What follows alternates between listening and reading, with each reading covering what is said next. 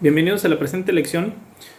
La lección va a versar sobre la unidad 11 o vamos a arrancar con la unidad 11 que está en la página 259 del texto, que se denomina concesión y servicio público. Es decir, dentro de esta unidad vamos a tocar dos temas distintos. Uno, que es con el que arrancamos hoy, que es la concesión, y al final veremos lo que se considera o lo que debemos entender por servicio público. Bueno, respecto a lo que es el tema de la concesión, primero quiero que vayamos entendiendo el por qué existe esta figura, es decir, cuáles son los razonamientos de utilizar una figura como la concesión en nuestro país y obviamente en el mundo entero. En la página 259, en el punto 43.1 específicamente, el autor da una introducción en donde quiere hacernos o quiere explicarnos cuáles son los motivos por cual una concesión es viable en un país. Yo la voy a explicar de la siguiente forma, por supuesto tomando como eje lo que dice nuestro autor, que lo entendamos desde el siguiente punto de vista. Cuando ustedes vieron Teoría General del Estado, les explicaron que el Estado precisamente es una forma de organizar una comunidad, de cómo estructurarla para que se pueda llevar a bien un orden social, y obviamente esto requiere de una estructura con la intención, y eso lo vimos desde sociología, que el Estado dé respuesta a nuestras necesidades básicas. Es decir, nosotros sabemos que todos los días necesitamos de alimentación, de vestido, de vivienda y otras necesidades básicas más. Por lo tanto, necesitamos que alguien pueda proveerlas. Si hablamos de casa, pues serán nuestros papás. Si ya vivimos solos, somos nosotros mismos. Pero para que nosotros podamos tener alimentos, se requiere precisamente de que alguien los produzca. Es decir, nosotros podríamos ser las personas que por nuestro trabajo tengamos un ingreso y que con ese recurso, con ese dinero, vayamos y compremos, lo que sería 1 kilo de carne, 1 kilo de frijol, pollo, etcétera. Pero nosotros no somos precisamente los productores primarios que van a generar que llegue a nosotros ese frijol, ese pollo, esas verduras, etcétera. Entonces, el Estado es el encargado de que en este país puedan producirse y generarse diferentes satisfactores para que los ciudadanos podamos ser los benefactores precisamente de esos bienes y servicios. De tal suerte que nosotros podríamos decir que el responsable de proveer en un Estado a todos los ciudadanos de lo básico para la subsistencia del ser humano es el mismo Estado. Bajo ese razonamiento, pues nosotros podríamos decir que el Estado es el que nos tiene que brindar todo, prácticamente. Y el compromiso de nosotros es pagar nuestros impuestos para que con esos recursos el Estado nos pueda dar esos alimentos, esa agua, esa seguridad pública, esa salud pública que nosotros necesitamos, y pues obviamente ellos tomarán los recursos de los impuestos para podernos proveer. Pero hay algo elemental y quiero que antes de que lo razonemos a nivel Estado, lo pensemos en una casa. Papá y mamá son los proveedores en el hogar, y nosotros estábamos acostumbrados de pequeños que si necesitábamos algo, llegábamos con papá y con mamá y les decíamos: papá o mamá, necesito comprar un cuaderno, y papá iba y compraba el cuaderno y nos lo entregaba. Obviamente el cuaderno tenía un costo. Teníamos hambre, nos acercábamos precisamente a ellos, le pedíamos: mamá, tengo hambre. Entonces mamá o papá, generalmente es mamá, cocinaba y nosotros comíamos, pero obviamente tenía que tomar los alimentos de alguna alacena, de algún refrigerador que previamente tenían que ser comprados. Le decíamos: papá, ya no me queda la ropa que yo tengo. Entonces iban nuestros papás, compraban ropa nueva y nos la entregaban para que pudiéramos vestir. Y así, todas nuestras necesidades, nosotros acudíamos con ellos y nos la iban solventando.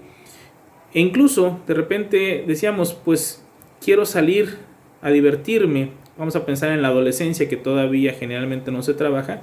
Más de un papá dice: bueno, hijo, te doy permiso que vayas al cine y te doy dinero para que tú puedas comprar tu boleto y quizá algo que puedas comer ahí en el cine. Hasta estas necesidades, porque obviamente también el tema de la diversión es algo elemental en el ser humano, lo iba cubriendo papá. Pero si tú llegabas a, no sé, vamos a pensar, y voy a poner un ejemplo un poco exagerado.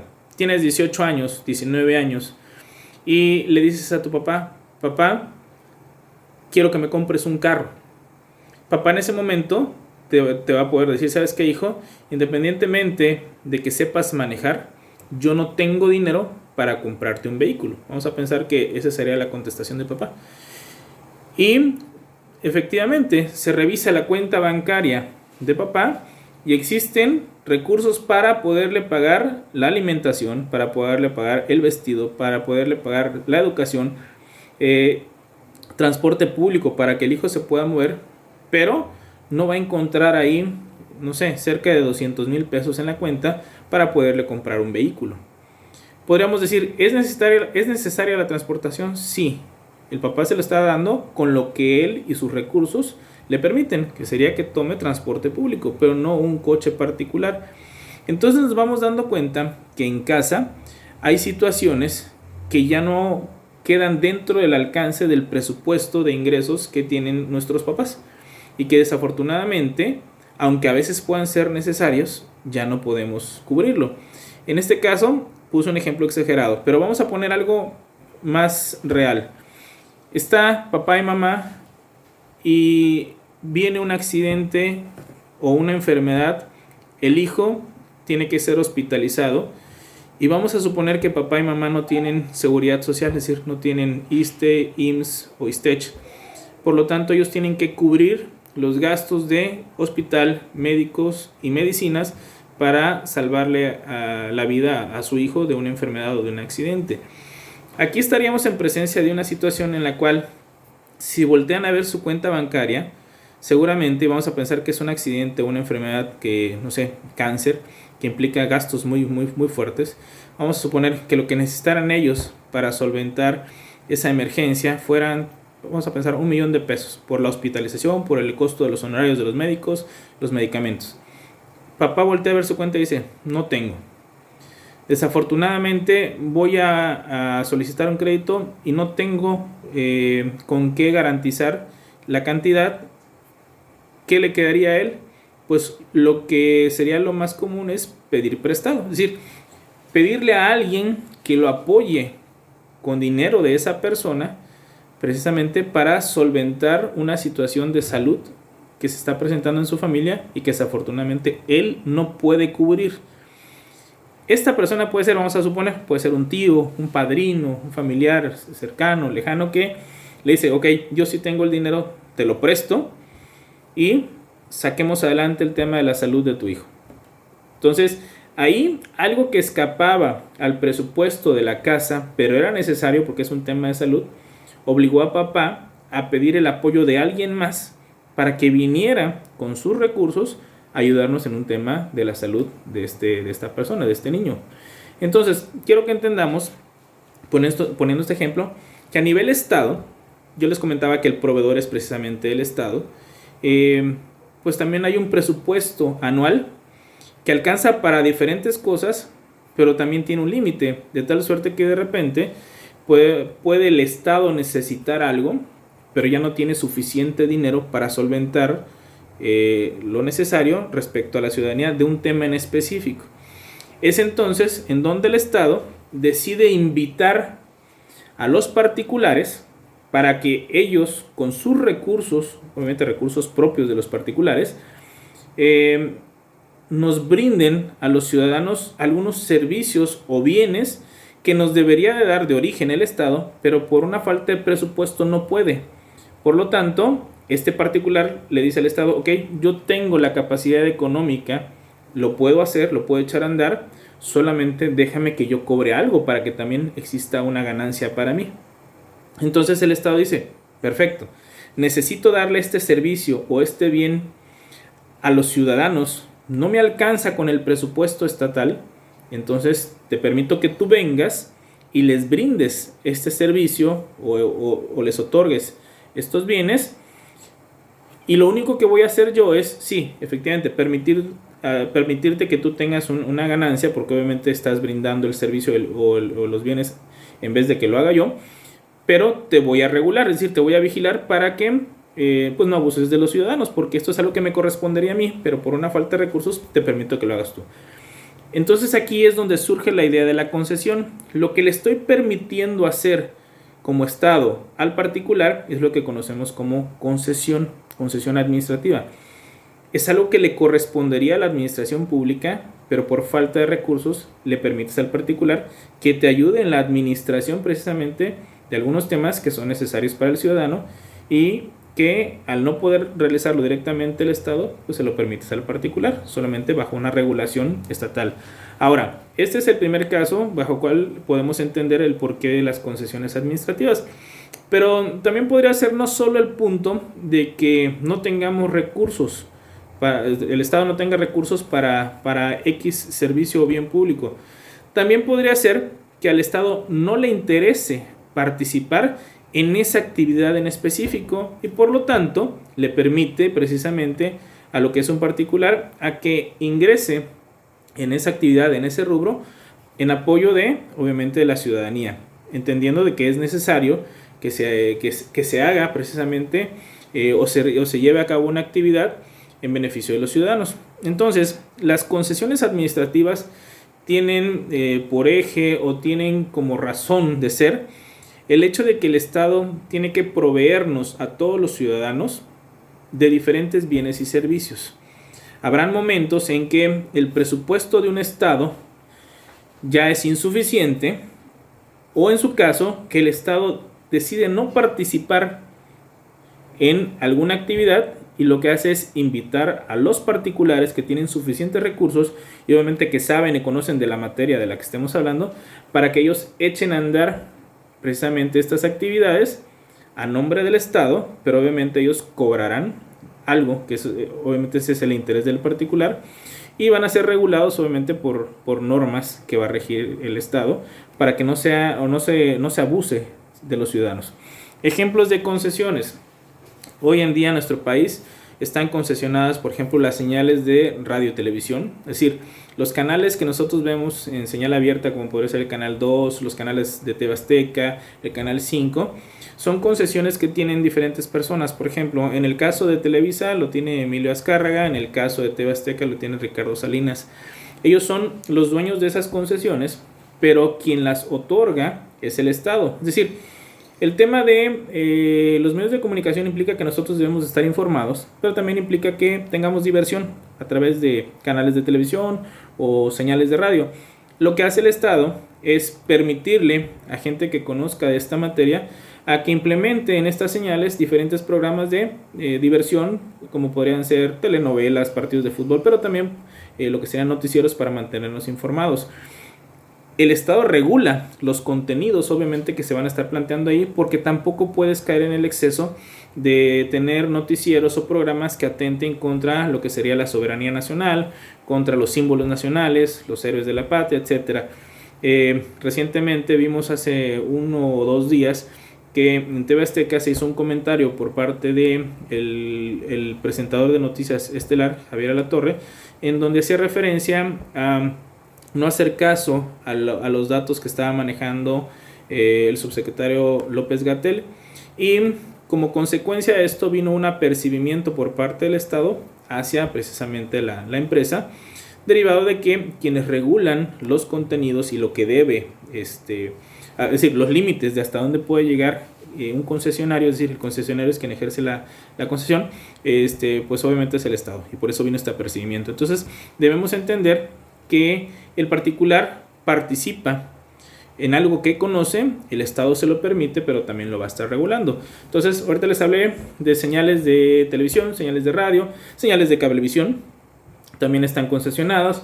Ejemplos de concesión de bienes podría ser, está concesionada el agua en varias partes del país. Por ejemplo, se les concesionan bajo un esquema de coordenadas a las cooperativas pesqueras algunas zonas de esteros o en su caso de parte de lo que sería el mar, precisamente para que ellos puedan extraer lo que sería el producto de la pesca, es decir, alimento, para que nosotros podamos tener precisamente esta fuente de nutrientes que nos dan los mariscos, los pescados, consiguiéndolos a través del mercado, pero el pescador necesita tener un área regulada en este caso por la CONAPESCA, para que pueda hacer uso precisamente de todo este producto que va a extraer y después lo va a comercializar. Entonces, estamos hablando de que las concesiones son diversas. Medios de comunicación, actividades productivas como lo que les estoy comentando, pero bajo el razonamiento que les comento, el Estado a veces no se da abasto financieramente o a veces por una falta de interés, y a veces la falta de interés se repercute un poquito en que no tienes los elementos necesarios. A veces es capital humano y a veces es capital lo que sería el dinero para poder echar a andar algunas actividades, y entonces le permites a los particulares que estén interesados a participar en este tipo de situaciones, pero siempre bajo un eje rector, que el Estado es el que va a vigilar lo que vas a realizar tú como concesionario. De entrada, lo principal es, cuando hablamos de temas de dinero, pues es cuánto le vas a cobrar.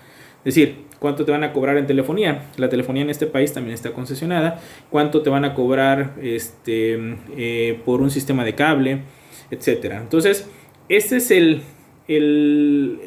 inicio del por qué se permiten las concesiones, que a continuación iremos explicando en qué consisten, pero quiero que entendamos y pongamos mucha atención de el porqué de las concesiones. Al final del día son necesarias porque, repito, cuando el Estado no se da abasto, pero es algo que necesitas dárselo al ciudadano, pues tienes que ver el mecanismo, y el mecanismo idóneo es invitar a un particular o a varios particulares a que se sumen en este esfuerzo para poder llevar a cabo de la manera correcta la administración de un país, en algo que el Estado pues desafortunadamente no puede o a veces no le interesa participar. Entonces, este es el razonamiento de por qué de las concesiones. Eso lo van a encontrar principalmente en lo que son las páginas 259, 260. Ahora, en la parte baja, en el punto 43.4 de la página 260, van a encontrar el concepto de concesión, es decir, la definición que nos va a dar nuestro autor respecto a lo que es la concesión. Yo les invito, ahí aparecen creo que dos, que nos vayamos a la que da precisamente el autor, que es el último párrafo, en donde dice: por nuestra parte, consideramos que concesión, y aquí es donde ya viene exactamente la definición de este concepto, es el acto jurídico unilateral por el cual el Estado confiere a un particular la potestad de explotar a su nombre un servicio o bien públicos que le pertenecen a aquel, satisfaciendo necesidades de interés general. Bueno, esta definición parte diciendo que es un acto jurídico unilateral porque estamos en presencia de un acto administrativo precisamente. La concesión es un acto administrativo, es decir, el Estado está en su calidad de ente soberano, es quien toma la determinación, por eso estamos hablando de que es unilateral, no hay un pacto real de voluntades ahí, por el cual el Estado confiere a un particular la potestad, recuerden, la potestad es como decir la capacidad de explotar a su nombre, es decir, de explotar, le permite el Estado al particular de que explote a nombre del Estado un servicio o bien públicos. Servicios o bienes públicos. Perdón, en la parte que decía la potestad de explotar a su nombre es a nombre del particular. Un servicio o bien públicos. Ejemplo de servicios podrían ser precisamente el tema de ¿qué sería? Bienes públicos es el agua que les comenté. Servicios públicos podríamos identificar la telefonía, por ejemplo, para que ustedes vayan teniendo como referencia un bien y un servicio público que le pertenecen a aquel, es decir, ¿a quién le pertenecen? Al Estado. Es decir, a quien le pertenecen estos bienes o servicios es precisamente el Estado, pero le permite que lo explote a su nombre, es decir, a nombre del particular, teniendo, obviamente se cobrará algo.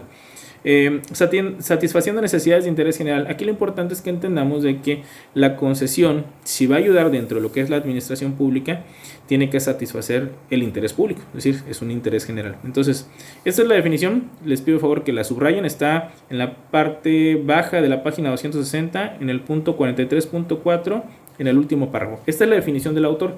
Previamente menciona la definición de Otto Mayer, pero creo que es más completa la de nuestro autor. Ahora, derivado de esta definición, en el punto 43.5 nos explican la naturaleza jurídica de la concesión y los enlistan a través de incisos 1, 2, 3, 4 aspectos. En el primero nos dicen que si es un contrato de derecho privado, en el segundo si es un contrato administrativo, en el inciso C nos hablan de que es un acto unilateral y en el inciso D habla de un acto mixto o complejo. Aclaro, con la que nos vamos a quedar, que es digamos la que maneja el autor de nuestro texto y Al final de cuentas creo que es la que maneja el mejor razonamiento, es el inciso C, donde dice que es un acto unilateral. ¿Por qué el inciso A y el inciso B quedarían descartados? Aunque el inciso B, que habla de contrato administrativo, es aceptado por muchas personas en la doctrina. Porque si estamos hablando de un contrato, hablaríamos de un tema en donde existe un pacto de voluntades y existiría la bilateralidad, y por lo tanto, entonces la concesión administrativa no podría ser considerada un acto administrativo.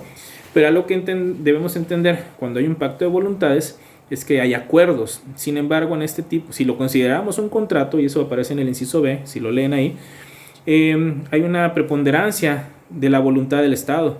Es decir, el Estado aparece como gigante porque él es el que termina por decirnos si te da o no te da la concesión, a quién se le da, y los lineamientos y las normas las va rigiendo el Estado. Por lo tanto, el particular no está en igualdad de condiciones respecto a lo que sería el Estado. Por lo tanto, el tema de hablar de un contrato no es el idóneo.